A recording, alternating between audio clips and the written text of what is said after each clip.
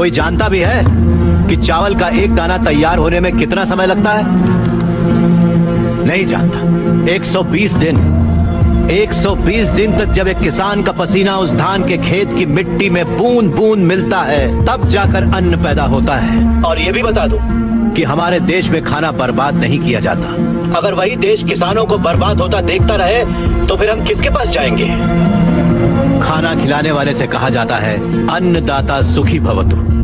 ये अन्नदाता है कौन? खाना पकाने वाला या परोसने वाला नहीं है, अन्न उगाने वाला है।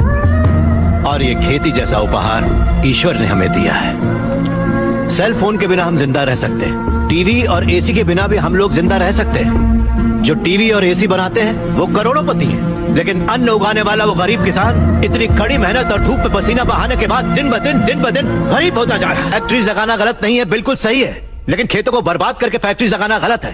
इस देश में कितनी ही बंजर जमीनें हैं, कितनी ही पथरीले जमीनें हैं। क्यों? क्योंकि वहाँ पर पानी नहीं है, इसीलिए खेती करने में इतनी परेशानी उठानी पड़ती है। जरा सोचकर जवाब दीजिए कि किसान पानी लेने कहाँ जाएगा? इस देश में पिछले 10 साल में 1,71,105 से ज्यादा किसान आत्महत्या कर चुके हैं। उसमें से 25,000 से ज्यादा किसान तो इसी इलाके में रहते थे। हर आधे घंटे में एक किसान आत्महत्या कर रहा है, ये जानते हैं क्या आप?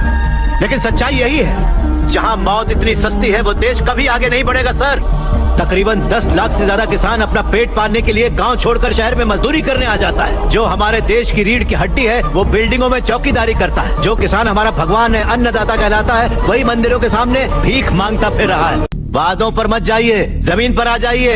एक कॉर्पोरेट में काम करने वाला हजारों करोड़ का उधार लेकर विदेश भाग गया और वहाँ बैठकर विदेशी शराब पी रहा है। सिर्फ 5 या 10 हजार उधार लेने वाला किसान जहर पीकर अपनी जमीन पर जान दे रहा है।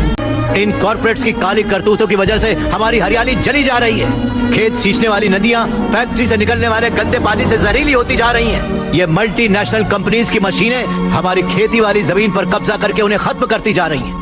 पर ये दिखाई नहीं देता। किन फैक्ट्रीज की बात कर रहे हैं आप? सारे हेल्दी फूड्स में मिलावट करके ये उसे बर्बाद करते जा रहे हैं। अंडे को शैम्पू में, गाजर को क्रीम में, सोया को साबुन में। 2 रुपए का अंडा 10 रुपए में, 10 रुपए का गाजर 100 रुपए में खरीद रहा है ये कॉर्पोरेट वर्ल्ड। इस रेट पर क्या कोई गरीब खरीद पाएगा? फिर भी ये पैसा किसान या गरीब तक कभी नहीं पहुंच पाता, क्योंकि बिचौलिए ले जाते हैं। ये बिचौलिया धीरे धीरे और अमीर होता जाता है।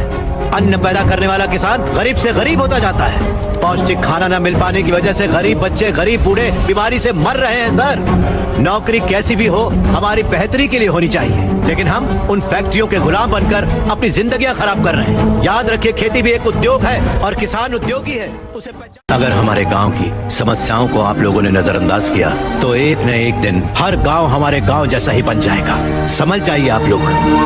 अगर ये मीडिया कोशिश करे तो ये दुनिया हिला के रखते हैं। वो ताकत है आप में। लोगों के दर्द को आपको बताने के लिए आपको परेशान किया, उसके लिए माफी चाहिए। अगर आपको लगे कि ये सही है तो हमें न्याय दिलाने के लिए हम सबकी मदद कीजिए।